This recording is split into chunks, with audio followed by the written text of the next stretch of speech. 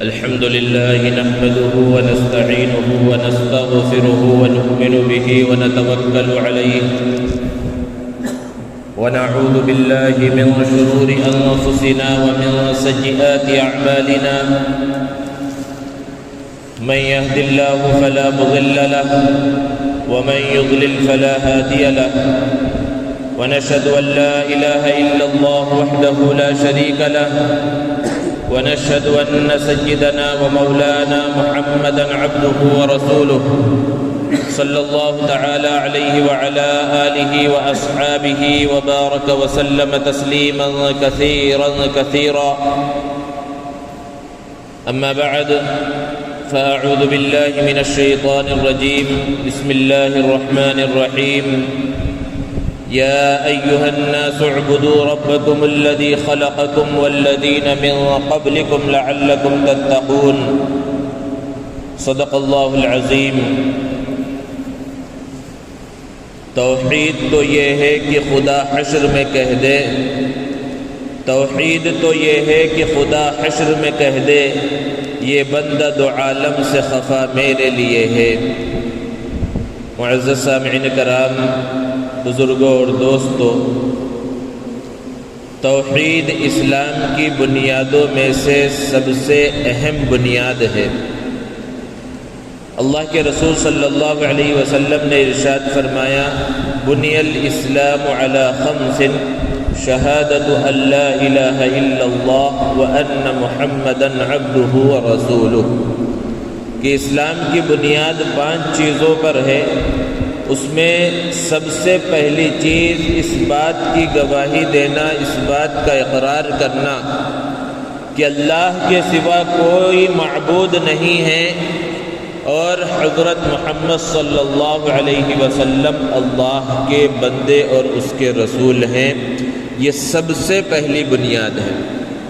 پھر اس کے بعد ہے نماز، روزہ، زکوٰۃ اور حج۔ اللہ تبارک و تعالیٰ نے قرآن مجید کے آغاز میں انسان کے 3 طبقات کا تذکرہ فرمایا ہے۔ ایک مومنین کا طبقہ ہے جو ایمان لانے والے ہیں، دوسرے کافرین کا طبقہ ہے جنہوں نے اللہ کا، اللہ کے رسول کا انکار کیا، اور تیسرا طبقہ منافقین کا ہے جنہوں نے بظاہر اسلام کا چولا اوڑھ لیا لیکن اندر سے وہ اللہ کے رسول کے دشمن رہے۔ سورہ بقرہ کے بالکل آغاز میں اللہ تبارک و تعالیٰ نے ان تینوں طبقات کو، پھر ان کی جو صفات ہیں ان کو اللہ رب العزت نے بیان فرمایا، اور پھر آگے چل کر اللہ تبارک و تعالیٰ نے سب کو مخاطب کیا اور کہا یا ایھا الناس۔ یہ پہلی مرتبہ اللہ تبارک و تعالیٰ نے سورہ بقرہ میں مخاطب کیا، اے لوگو۔ اس کے اندر مؤمنین بھی آ گئے جو مخلص ہیں، اس کے اندر کافرین بھی آ گئے، اس کے اندر منافقین بھی آ گئے۔ سب کو خطاب کر کے اللہ رب العزت نے فرمایا، یا ایھا الناس اعبدوا ربکم الذی خلقکم۔ اے لوگو، عبادت کرو اپنے اس پروردگار کی جس نے تمہیں پیدا کیا ہے، اللہ سے ڈرو۔ اور پھر اللہ تبارک و تعالیٰ نے اس طرح مخاطب کر کے پھر اپنی نعمتوں کا تذکرہ فرمایا۔ بعض وہ نعمتیں ہیں جو براہ راست انسان سے تعلق رکھنے والی ہیں، بعض وہ نعمتیں ہیں جو انسان کے اڑوس پڑوس میں ہیں۔ اللہ تبارک و تعالیٰ نے جو نعمتیں بیان فرمائیں اس کے اندر فرمایا، الذی جعل لکم الارض فراشا۔ یہ زمین بہت بڑی نعمت ہے اللہ رب العزت کی۔ اسی زمین سے ہر چیز نکل رہی ہے، غلہ اسی سے نکل رہا ہے، ساری چیزیں اسی سے نکل رہی ہیں، یہاں تک کہ یہ موت اور حیات کا خزانہ بھی ہے، اسی سے انسان نکلتا ہے اور اسی کے اندر دفن ہو جاتا ہے۔ تو یہ زمین اللہ رب العزت کی بہت بڑی نعمت ہے۔ اور پھر دوسرے نمبر پر فرمایا آسمان، یہ آسمان بھی اللہ رب العزت کی بہت بڑی نعمت ہے۔ تو اللہ تبارک و تعالیٰ نے اپنی نعمتوں کا تذکرہ فرماتے ہوئے فرمایا، زمین ہو گئی، آسمان ہو گیا، اور پھر اس کے بعد اس آسمان سے برسنے والی بارش، اس کو نعمت کے طور پر اللہ رب العزت نے بیان فرمایا۔ اور پھر اس بارش کے زمین پر اترنے کی وجہ سے زمین کا ہرا بھرا ہو جانا اور زمین کا اپنے غلوں کو باہر نکالنا۔ سورہ بقرہ کے دوسرے رکوع میں اللہ تبارک و تعالیٰ نے ان نعمتوں کا تذکرہ فرمایا اور پھر اس کے بعد ارشاد فرمایا فَلَا تَجْعَلُوا لِلَّهِ أَنْدَادًا کہ دیکھو جو کچھ بھی نعمتیں ہیں وہ سب کا سب اللہ رب العزت تمہیں دینے والا ہے، لہذا اللہ کے ساتھ کسی کو ہرگز شریک مت ٹھہراؤ، اس حال میں کہ تم اس بات کو جانتے بھی ہو۔ جو عرب کے لوگ تھے اسلام سے پہلے وہ اللہ کو مانتے تھے، بعض تو اس بات کا بھی اقرار کرتے تھے کہ اللہ نے زمین آسمان کو پیدا کیا، بارش کا نازل کرنے والا اللہ ہے، غلوں کا پیدا کرنے والا اللہ ہے، روزی کا دینے والا اللہ ہے، لیکن ساتھ ہی ساتھ وہ اللہ کے ساتھ دوسرے معبودوں کو بھی شریک کر لیتے تھے، جس کی وجہ سے ان کا ایمان خالص نہیں رہتا تھا۔ اللہ رب العزت نے اسی لیے یہ حکم دیا ہے۔ تو توحید یہ بالکل بنیادی چیز ہے۔ اگر توحید مکمل نہ ہو انسان کی، اور توحید کسے کہتے ہیں؟ توحید کا معنی ہے اللہ کو ایک ماننا، کہ خالق اللہ ہے، مالک اللہ ہے، اللہ کو ایک ماننا، یہ توحید ہے۔ اور پھر توحید کی تین قسمیں ہیں۔ ایک ہے توحید ربوبیت، اس کا مطلب یہ ہے کہ انسان کا یہ پختہ یقین ہو کہ ساری کائنات کو پیدا کرنے والا اللہ ہے، سارے انسانوں کو پیدا کرنے والا اللہ ہے، ساری مخلوقات کو پیدا کرنے والا اللہ ہے، سب کو روزی دینے والا اللہ ہے۔ اللہ ہر لمحے جو کچھ دنیا کے اندر ہو رہا ہے سب کچھ جاننے والا ہے، یہاں تک کہ ہم اس مسجد کے اندر موجود ہیں، کون کون موجود ہے، کون کس ارادے سے بیٹھا ہوا ہے، کون کیا کام کر کے آ رہا ہے، کس نے کس طرح جمعے کی تیاری کی، پوری دنیا میں جو کچھ ہو رہا ہے اس ایک لمحے میں اللہ رب العزت جانتا ہے۔ اس بات کا اقرار یہ ہے توحید ربوبیت۔ اور دوسری قسم ہے توحید الوہیت، کہ جب اللہ کو ہم خالق مان رہے ہیں، اللہ کو رازق مان رہے ہیں، تو پھر اس بات کا بھی اقرار ہو کہ عبادت جو ہوگی وہ صرف اللہ کی ہوگی، عبادت اللہ کی ہوگی۔ ہم کلمے میں جو پڑھتے ہیں لا الہ الا اللہ، نہیں ہے کوئی معبود، یعنی جس کی عبادت کی جائے اللہ کے علاوہ کوئی نہیں ہے، تو یہ ہے توحید الوہیت کی عبادت کے لائق ذات صرف اور صرف اللہ کی ہے۔ اگر یہ سر جھکانا ہے تو کس کے سامنے؟ صرف اللہ کے سامنے جھکانا ہے، یہ ہے توحید الوہیت۔ اور تیسری قسم ہے توحید کی، توحید اسماء و صفات، کہ اللہ رب العزت نے قرآن مجید میں اور پیارے آقا صلی اللہ علیہ وسلم نے احادیث مبارکہ میں اللہ کے جو جو نام بیان فرمائے، جیسے کہ قرآن میں اللہ نے بیان فرمایا وَلِلَّهِ الْأَسْمَاءُ الْحُسْنَى، اللہ کے بہت سے اچھے اچھے نام ہیں، فَادْعُوهُ بِهَا، ان ناموں کے ذریعے اللہ کو پکارو۔ اور کچھ اللہ کی صفات ہیں جو قرآن میں بیان کی گئی، پیارے آقا صلی اللہ علیہ وسلم نے بیان فرمایا۔ تو اس توحید کی قسم کا مطلب یہ ہے کہ اللہ کے جتنے نام ہیں، جتنی صفات ہیں، ان صفات کے اندر کوئی کمی بیشی اس طرح نہ کی جائے کہ جس کی وجہ سے اللہ کی شان میں کوئی گستاخی ہوتی ہو۔ جس طرح وہ صفت اللہ کے لیے بیان کی گئی ہے اس طرح اس کو ماننا، یہ ہے توحید اسماء و صفات۔ اور اگر انسان کا توحید خالص نہ ہو، توحید کے اندر وہ پختہ نہ ہو، تو پھر وہ انسان کامیاب نہیں ہے، وہ جنتی نہیں ہے۔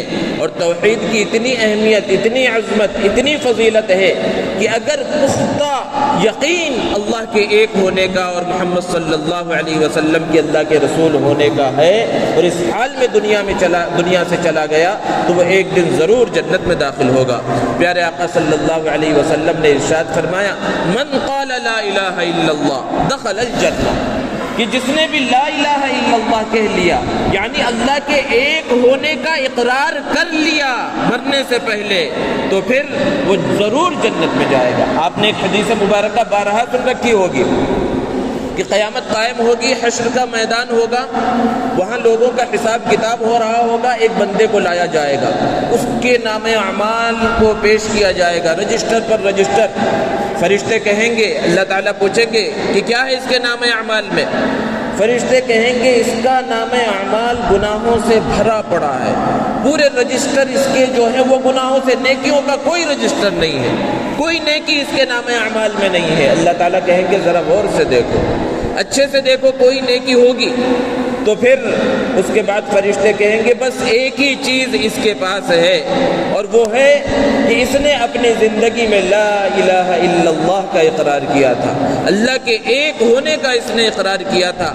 تو حدیث میں اللہ کے رسول صلی اللہ علیہ وسلم نے فرمایا کہ جو وہاں ترازو قائم ہوگا وہ کس طرح کا ہوگا، وہ جب ہم دیکھیں گے یہ اللہ جانتا ہے، ترازو کے ایک پٹرے میں اس کے سارے رجسٹر گناہوں کے رکھ دیے جائیں گے، اور ایک چھوٹی سی پرچی ہوگی جس میں لا الہ الا اللہ لکھا ہوگا، وہ توحید ہوگی، اور وہ پلڑا اس کا بھاری ہو جائے گا، جس سے توحید کی اہمیت، اللہ کو ایک ماننے، اللہ کا اقرار کرنے کی اہمیت کا پتہ چلتا ہے۔ یہی وجہ ہے کہ حضرت موسیٰ علیہ السلام نے جب اللہ تبارک و تعالیٰ سے ایک مرتبہ درخواست کی کہ اللہ مجھے کوئی ایسا ذکر بتلائیے جس کے ذریعے میں خاص آپ کو یاد کروں کہ کوئی اور وہ ذکر نہ کرتا ہو، اللہ تعالیٰ نے فرمایا لا الہ الا اللہ پڑھا کرو، لا الہ الا اللہ کے ذریعے مجھے یاد کرو۔ حضرت موسیٰ علیہ السلام نے فرمایا اللہ یہ تو تیرے سارے بندے جو بھی تجھے مانتے ہیں سب کے سب اس کے ذریعے تیرا ذکر کرتے ہیں، کوئی ایسی چیز بتلائیے جس کے ذریعے میں خالص آپ کا ذکر کروں۔ اللہ تبارک و تعالیٰ نے فرمایا حضرت موسیٰ سے کہ لا الہ الا اللہ یہ کلمہ ایسا ہے جو دنیا اور دنیا میں جو کچھ ہے اس سے بہتر ہے۔ اسی لیے حدیث میں اللہ کے رسول صلی اللہ علیہ وسلم نے فرمایا، اور جمعہ کے عربی خطبے کے اندر کبھی کبھی یہ حدیث بھی پڑھی جاتی ہے، جددوا ایمانکم بکلمۃ لا الہ الا اللہ، کہ اپنے کلمے، اپنے ایمان کی کبھی کبھی کلمہ لا الہ الا اللہ کے ذریعے تجدید کیا کرو، یعنی کلمہ لا الہ الا اللہ پڑھ لیا کرو، تمہارے ایمان میں تازگی پیدا ہو جائے گی، انسان چلتے پھرتے لا الہ الا اللہ کا ورد کرتا رہے، اس کے دل کو اطمینان، چین اور سکون نصیب ہوگا۔ اور انبیاء کرام علیہ السلام کو جو اللہ تبارک و تعالیٰ نے بھیجا، سب سے بنیادی ذمہ داری کہ انبیاء جو آتے تھے وہ کیا کہتے تھے کہ اے میری قوم اللہ کی عبادت کرو، اللہ کی عبادت کرو، اس بات کا اقرار کرو کہ اللہ کے علاوہ کوئی معبود نہیں ہے۔ حضرت نوح علیہ السلام کی وہی تعلیم، حضرت ہود کی وہی تعلیم، سارے نبیوں کی وہی تعلیم رہی کہ بس اس بات کا اقرار کر لو کہ اللہ ایک ہے۔ حضرت یوسف علیہ السلام تو قید خانے کے اندر ہے، ان کے قید کے جو ساتھی تھے انہوں نے خواب کے بارے میں پوچھا، تو پہلے چونکہ نبی ہیں حضرت یوسف علیہ السلام، توحید کی دعوت دی اور پوچھا یا صاحب السجن، اے میرے قید کے ساتھیوں، ارباب متفرقون خیر ام اللہ الواحد القہار، کہ بہت سارے معبود ہوں وہ بہتر ہے یا ایک پروردگار ہو جو زبردست ہو وہ بہتر ہے؟ تو وہاں توحید کی دعوت دی حضرت یوسف علیہ السلام نے۔ اور اللہ رب العزت نے حضرت آدم علیہ السلام کو جب پیدا کیا تو قیامت تک جتنے انسان پیدا ہونے والے ہیں سب کو وہاں پر موجود کیا، اور ان سے کیا اقرار کیا؟ الست بربکم، کیا میں تمہارا رب نہیں ہوں؟ سب سے یہ سوال کیا، قالوا بلا، سب نے اس بات کا اقرار کیا، لیکن دنیا میں آ کر بھول گئے۔ تو دنیا میں جب آ کر بھول گئے تو اللہ تعالیٰ نے انبیاء کرام کے مبارک سلسلے کو جاری فرمایا کہ جاؤ اور اس بات کو یاد دلاؤ، اور آخر میں ہمارے اور آپ کے آقا محمد عربی صلی اللہ علیہ وسلم تشریف لائے، اور آپ صلی اللہ علیہ وسلم نے آ کر بھی یہی تعلیم دی، قولوا لا الہ الا اللہ، لا الہ الا اللہ کہہ لو تفلحون، تم کامیاب ہو جاؤ گے۔ تو یہ سب سے بنیادی چیز ہے توحید کا اقرار، اللہ کے ایک ہونے کا اقرار، اس کے بغیر کوئی کامیابی نہیں ہے۔ اور پھر جو اللہ کی ذات میں کسی کو شریک کرے، اللہ کو اکیلا اور یکتا نہ مانے، تو پھر اس کا انجام کیا ہوگا؟ قرآن مجید میں اللہ رب العزت نے ارشاد فرمایا، ان اللہ لا یغفر ان یشرک بہ ویغفر ما دون ذلک لمن یشاء ومن یشرک باللہ فقد افتری اثما عظیما، کہ بے شک اللہ رب العزت اس بات کو معاف نہیں فرمائیں گے کہ اس کے ساتھ کسی کو شریک ٹھہرایا جائے، اور اس کے علاوہ اللہ رب العزت جو چاہیں گے معاف معاف کر دیں گے. انسان کے چاہے جتنے بڑے گناہ ہوں، شرک کے علاوہ جو گناہ ہوگا اللہ تعالیٰ چاہیں گے تو معاف فرما دیں گے، لیکن شرک کی معافی نہیں ہے. اللہ تعالیٰ کے ساتھ کسی کو شریک ٹھہرا لیا جائے اس کی معافی نہیں ہے. کائنات کے اندر دو خدا کا وجود ہو ہی نہیں سکتا. ہماری عقل بھی اس چیز کو ماننے کے لیے تیار نہیں ہے. اللہ رب العزت نے فرمایا لو کان فیہما آلہۃ الا اللہ لفسدتا، کہ اگر دنیا کے اندر، کائنات کے اندر، زمین و آسمان کے اندر ایک سے زیادہ معبود ہو جائیں، ایک سے زیادہ خدا ہو جائے تو زمین کا، کائنات کا نظام ہی نہیں چل سکتا. جس طرح کسی بھی ادارے کے دو ذمہ دار نہیں ہو سکتے، کسی ملک کے دو صدر، دو وزیر اعظم نہیں ہو سکتے، کیونکہ پھر ہر ایک کی رائے الگ الگ ہوگی، وہ ملک نہیں چل سکتا. تو اتنی بڑی کائنات اور اتنی بڑی زمین اور اتنا بڑا آسمان، اس کے دو خدا کیسے ہو سکتے ہیں، یا ایک سے زائد خدا کیسے ہو سکتے ہیں؟ اور اللہ رب العزت نے جگہ جگہ پر اس کو سمجھایا. بعض مفسرین نے بیان فرمایا کہ جس طرح جب زیور تیار کیا جاتا ہے جو عورتیں پہنتی ہیں تو اس میں تھوڑی تھوڑی دور کے بعد موتیوں کو جڑ دیا جاتا ہے، ڈائمنڈ لگا دیے جاتے ہیں خوبصورتی کے لیے. اگر ایک بندہ قرآن مجید کو پڑھنا شروع کرے تو اسے پتہ چلے گا کہ قرآن مجید میں ہر تھوڑی دیر کے بعد، ہر تھوڑا سا حصہ گزرنے کے بعد توحید کو اللہ رب العزت نے موتیوں کی طرح، ڈائمنڈ کی طرح جڑ دیا ہے. وہ قرآن کی خوبصورتی ہے. اور سب سے پہلی سورت سورہ فاتحہ، اور سورہ فاتحہ وہ سورت ہے جس کے بارے میں اللہ کے رسول صلی اللہ علیہ وسلم نے فرمایا کہ جس نے سورہ فاتحہ نہیں پڑھی اس کی نماز ہی نہیں ہوتی ہے. تو سورہ فاتحہ کے بغیر نماز نہیں، اس لیے ہم ہر نماز کے اندر جو ہے سورہ فاتحہ پڑھتے ہیں. اور اس کے اندر اللہ رب العزت نے بیان کیا فرمایا؟ پہلی 3 آیتوں میں اللہ کی تعریف ہے کہ الحمدللہ رب العالمین، اللہ کی تعریف، الرحمن الرحیم، اللہ کی تعریف، مالک یوم الدین، اللہ کی تعریف ہے. چوتھی جو آیت ہے اس میں اللہ رب العزت نے فرمایا، اور یہ بنیاد ہے، ایاک نعبد و ایاک نستعین، کہ ہم آپ ہی کی عبادت کرتے ہیں، آپ کی بھی نہیں. یہی خرابی ہے، اگر کوئی یہ کہ آپ کی بھی عبادت کرتے ہیں تو وہ کامیاب نہیں ہے. ایاک نعبد، ہم آپ ہی کی عبادت کرتے ہیں اور آپ ہی سے مدد چاہتے ہیں. تو چوتھی آیت میں اس توحید کو بیان کیا گیا، اور پھر آخر کی آیتوں میں کیا مانگنا ہے. جب وہ خدا ہے، وہی مالک ہے، اسی سے مانگنا ہے. تو سب سے بڑی مانگی جانے والی چیز کیا ہے؟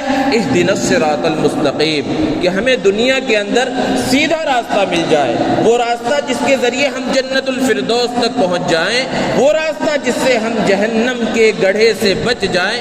یہ سب سے بڑی مانگی جانے والی چیز ہے، اور اس کو ہم ہر نماز کی ہر رکعت میں اللہ سے مانگتے ہیں، اور اس کے اندر توحید کو بیان کیا گیا.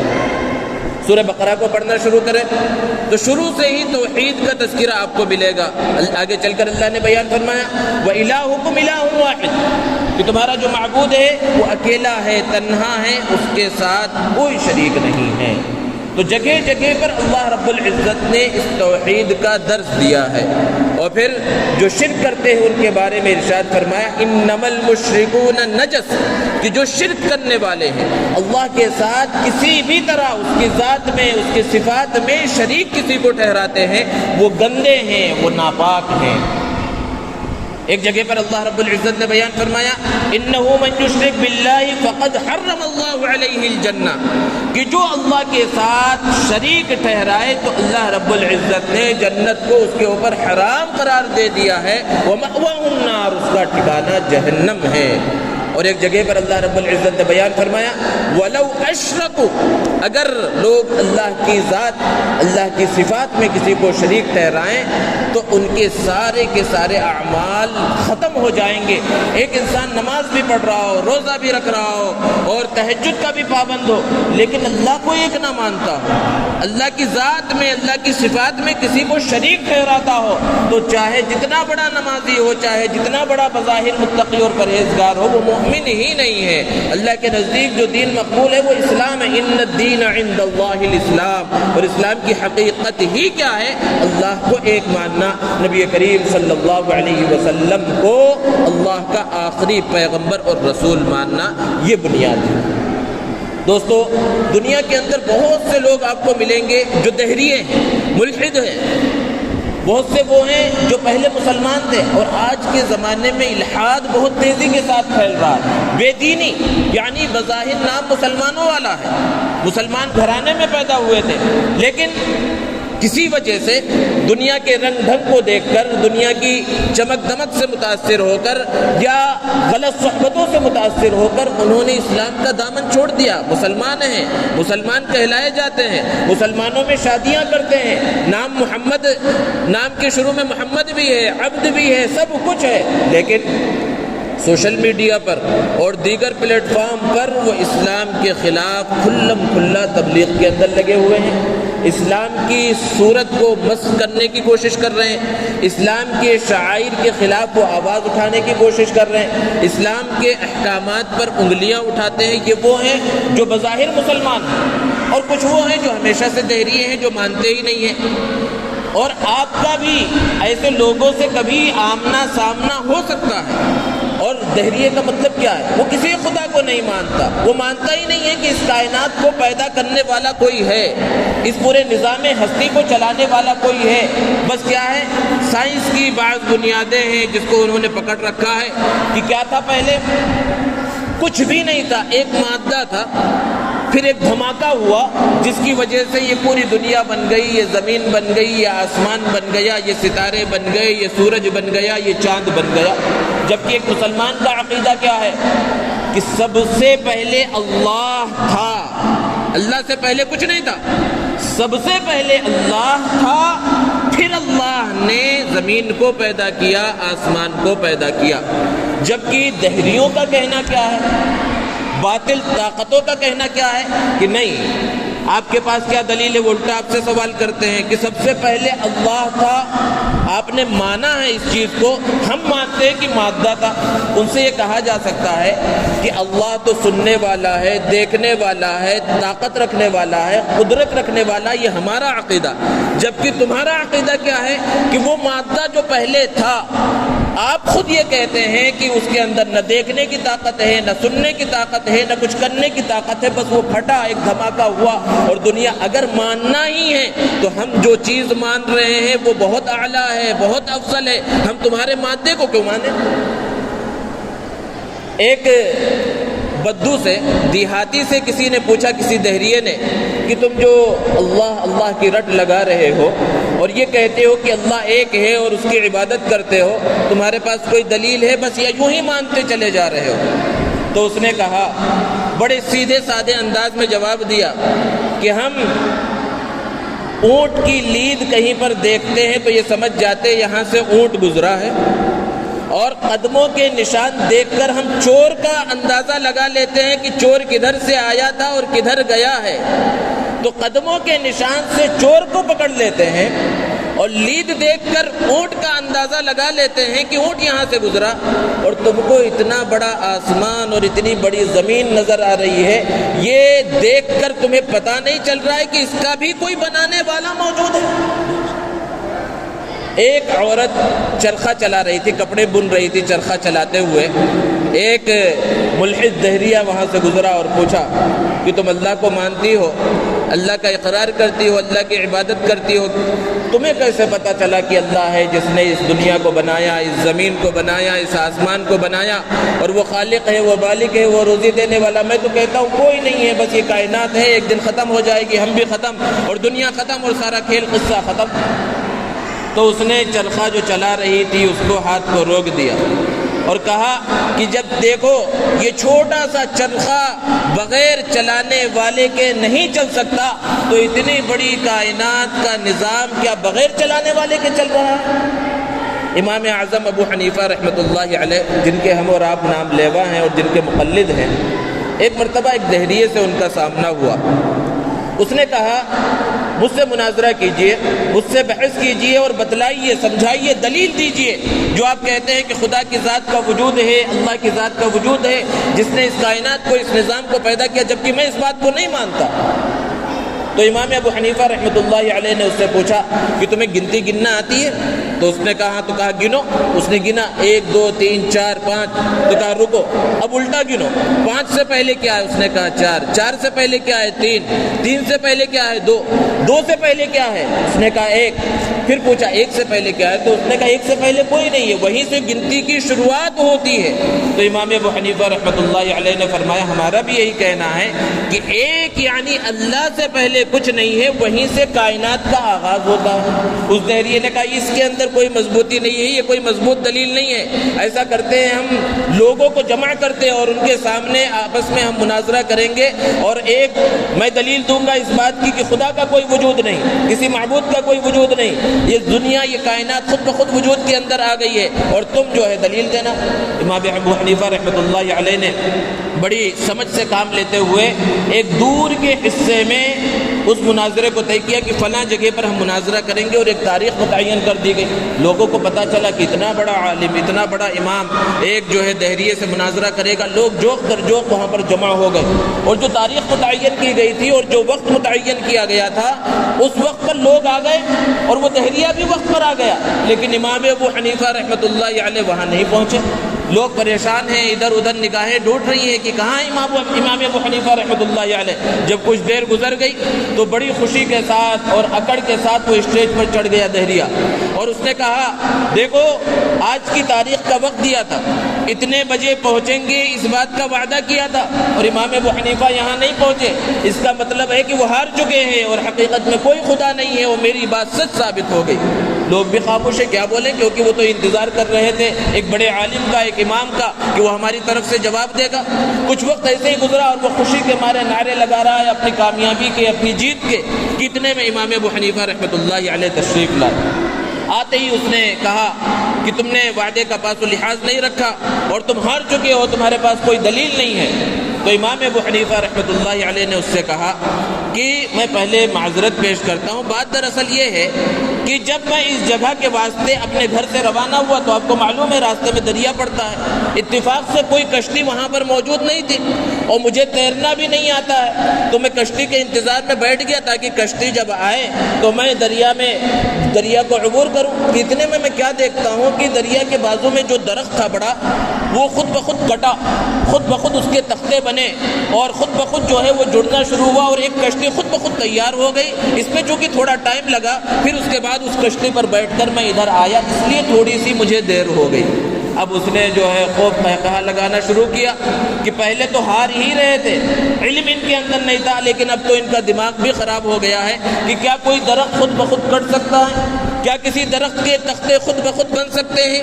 کیا وہ تختے آپس میں جڑ کر کشتی کی شکل میں آ سکتے ہیں؟ لوگوں کے سامنے اس انداز میں اس نے جو ہے نعرہ لگایا۔ تو امام ابو حنیفہ رحمۃ اللہ علیہ نے کہا بس یہی میری جیت ہو گئی، اور یہی اس بات کا اقرار ہو گیا جب تم اس بات کو مانتے ہو کہ ایک معمولی سا درخت خود بخود نہیں کٹ سکتا بغیر کاٹنے والے کے، اس کے تختے خود بخود نہیں بن سکتے، وہ تختے آپس میں جڑ نہیں سکتے، وہ تختے ایک کشتی کی شکل میں نہیں آ سکتے، تو اتنا بڑا آسمان، اتنی بڑی زمین، اور یہ خوبصورت انسان، اور یہ پورے کائنات کا نظام، یہ خود بخود چل رہا ہے۔ اس دلیل کے دیتے ہی وہ ہکا بکا ہو گیا اور خاموش ہو گیا۔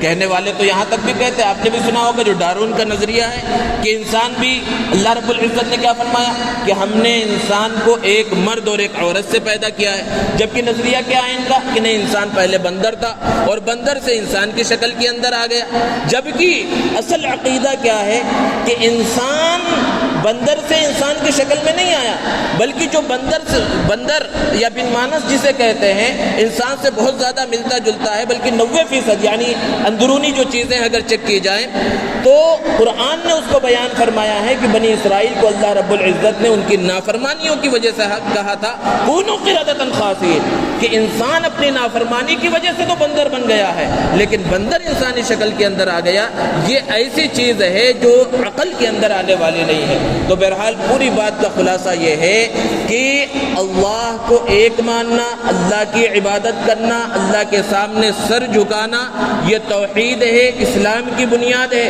اور توحید اگر انسان کی پختہ نہیں ہے، توحید میں وہ کامل اور مکمل نہیں ہے، تو اس کی کامیابی نہیں ہے۔ اللہ رب العزت ہمیں دین کی صحیح سمجھ عطا فرمائے۔ وآخر دعوانا الحمد للہ رب العالمین۔